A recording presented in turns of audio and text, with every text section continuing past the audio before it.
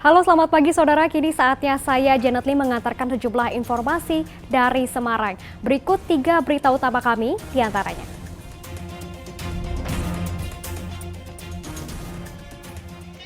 Bencana tanah bergerak di Kabupaten Tegal terus meluas ke desa lain. Ratusan rumah rusak dan warga terancam mengungsi.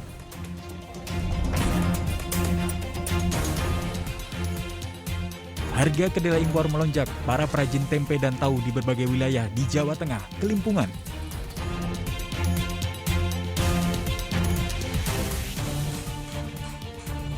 Perajin cangkul di Desa Padas Karanganom, Klaten terus berinovasi agar tetap bertahan di tengah gempuran kemajuan teknologi.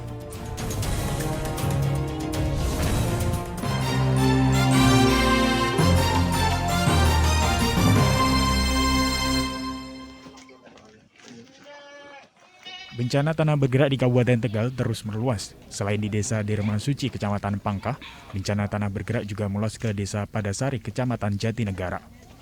Berdasarkan pantauan hari Rabu pagi, ratusan rumah rusak dengan kondisi retak ringan hingga berat. Salah satu rumah terdampak bahkan hingga posisi miring karena pondasi dan dinding terkena pergerakan tanah.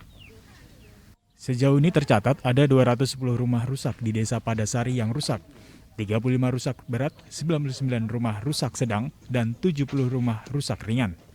Warga kini takut menempati rumah mereka lantaran sewaktu-waktu bisa ambruk. Namun warga juga bingung karena belum ada lokasi pengungsian. Bencana tanah bergerak di Desa Padasari mulai terjadi pertengahan Januari lalu dan terus meluas. Intensitas hujan yang tinggi dan kondisi tanah yang labil membuat kerusakan rumah warga kian parah. Terdampak kerusakan dari tanah bergerak Desa Padasari sejumlah 210 rumah, 35 rumah rusak berat, 99 rumah rusak sedang, dan 75 rumah rusak ringan. Sementara jumlah pengungsi korban tanah bergerak di Desa Derma Suci terus bertambah. Penambahan jumlah pengungsi terjadi lantaran jumlah rumah yang rusak akibat tanah bergerak terus bertambah. Pada Selasa siang tercatat ada 234 rumah yang rusak dan 106 kepala keluarga atau 320 jiwa mengungsi ke ruang SD Negeri Derma Suci dan tenda yang disiapkan BPBD. Pergerakan tanah ketika musim hujan selalu terjadi. Berarti kerusakan tambah juga rumahnya? Kerusakan otomatis nambah. Berbagai bantuan makanan dan kebutuhan sehari-hari terus mengalir ke lokasi pengungsian, termasuk dari komunitas wartawan Tegal.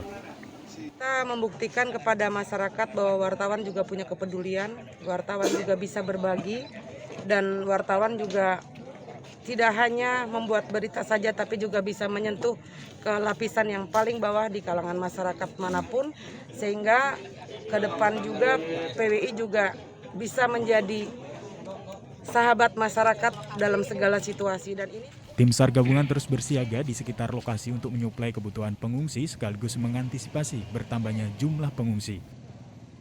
Kuncoro Wijayanto melaporkan dari Kabupaten Tegal.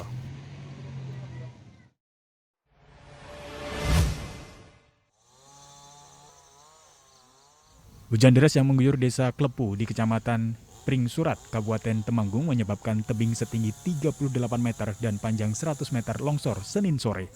Akibatnya material longsoran setinggi 2 meter menutupi badan jalan, sehingga akses jalan Temanggung Semarang terputus. Pengendara terpaksa harus mencari jalan lain sejauh 3 km. Tidak hanya menutup jalan, longsor juga mengancam kandang ternak ayam milik warga. Tim BPBD gabungan bersama warga bergotong royong menyingkirkan material longsoran agar jalan bisa dilintasi. Kita melihat pertama hujan dengan intensitas tinggi, yang kedua memang di atas tidak ada drainase yang memadai sehingga air liar memenuhi di permukaan di lereng yang longsor, sehingga itu mudah sekali untuk mengakibatkan longsor. Selain karena curah hujan tinggi, longsor juga dipicu kondisi tanah labil. Selain di Desa Pring Surat, longsor juga terjadi di Dusun Pring Apus. Dan kabel listrik juga sama putus dan listriknya ada 3 listrik yang tumbang kena longsor itu. Jadi ada longsor susulan yang sebelah timur dari Gedong Gubit, sebelah bengkel itu juga longsor. Kira-kira tingginya ya 25 meter, itu langsung longsor menuju ke jalan aspal. Longsor kali ini tergolong parah karena desa menjadi gelap lantaran 3 tiang listrik tumbang. Wahyu Diono melaporkan dari Kabupaten Temanggung.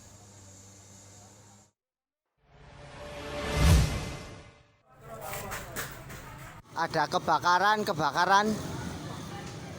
Warung makan Kebakaran milik di sini. Darmi di Desa Basin, Kecamatan Kebon Arum, Kabupaten Klaten, ludes terbakar. Api menghanguskan bangunan serta perabotan warung. 1 motor milik korban ikut dilalap si jago merah. 2 mobil pemadam diterjunkan ke lokasi. Diduga kebakaran disebabkan Darmi lupa mematikan kompor saat meninggalkan warung.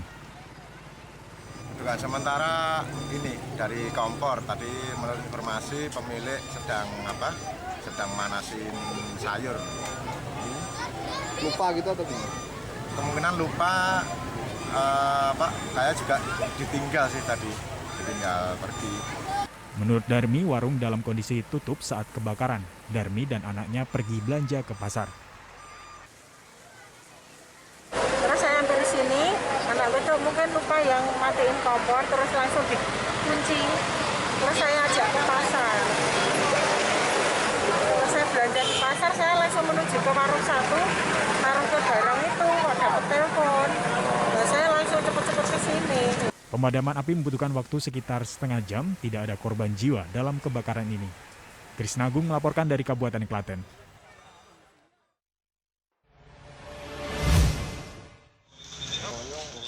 Kasus COVID-19 di lingkungan sekolah di Kabupaten Pekalongan terus meningkat. Hari Rabu, 33 siswa Madrasah Aliyah Negeri terkonfirmasi positif terpapar COVID-19. Saat ini mereka menjalani isolasi mandiri terpusat di pondok pesantren sekolah dan dipantau tim medis.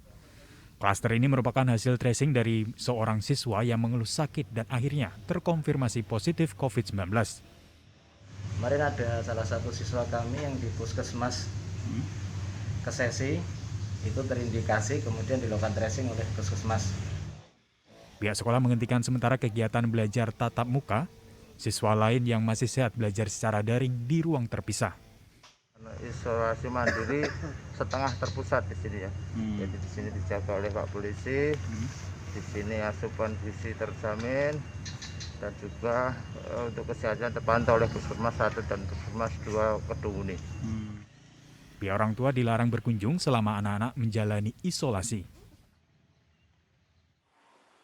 Sementara pemerintah Kota Semarang gencar melakukan vaksinasi booster hingga ke lingkungan RW.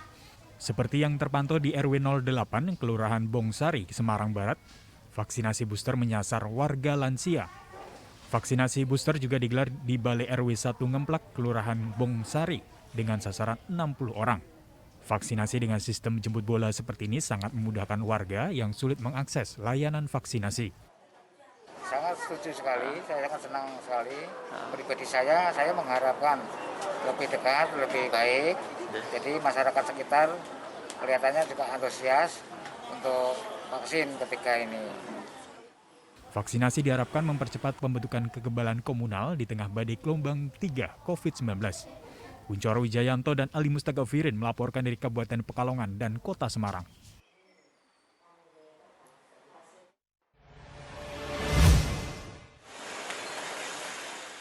Meningkatnya kasus COVID-19 di Kota Semarang mengakibatkan penjualan obat bagi pasien gejala COVID-19 di beberapa toko obat mengalami kenaikan.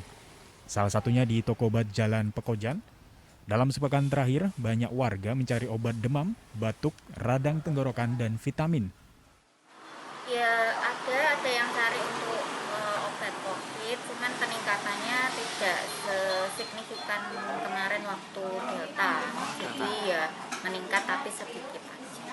Ya vitamin juga sama obat batuk, masuk angin, meriang, tenggorokan. Ya. Pemilik toko mengakui masih memiliki persediaan obat gejala COVID-19. Kondisi ini berbeda saat gelombang varian Delta meluas setahun silam, sehingga pemilik toko kehabisan stok. Berdasarkan data Dinas Kesehatan Kota Semarang hingga 16 Februari 2022, terkonfirmasi ada 664 orang positif COVID-19. Ali Mustagafirin melaporkan dari Kota Semarang.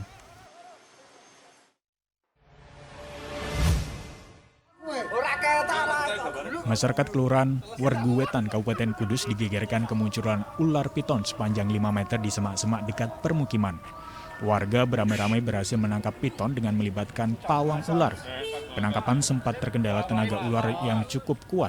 Terlebih, piton ini bersembunyi di semak-semak. 3 kali warga menangkap ular di semak dekat permukiman warga, namun ular ini paling besar. Selama beberapa hari terakhir, warga sering kehilangan ternak. Warga menduga ternaknya dimakan ular. Kalau baru kan tenaganya keras. Kalau udah ketangkap gini sih, udah lemas. Berarti diperkirakan masih ada banyak ular lagi di dalam ya Pak? Masih. Ya kemungkinan masih ada. Pak, ular sering mangsa ternak milik warga apa enggak Pak? Ya paling ayam. Diduga masih banyak ular di semak bekas stasiun Kudus. Ular piton telah dimasukkan ke karung agar tidak kembali memakan ternak. Arif Nur melaporkan dari Kabupaten Kudus.